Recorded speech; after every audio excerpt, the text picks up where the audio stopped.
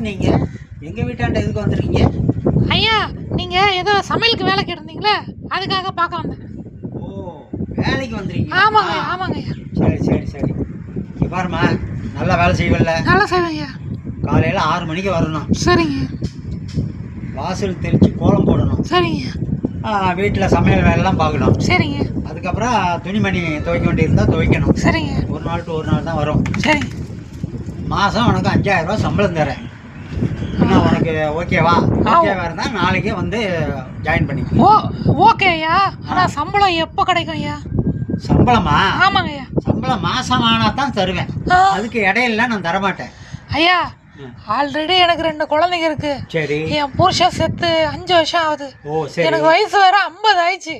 இதுக்கப்புறம் நான் எப்பயா மாசமா வருது? அது வரைக்கும் நான் என்ன சும்மாவா வேலை செய்யறது? அடி பாவி மவள,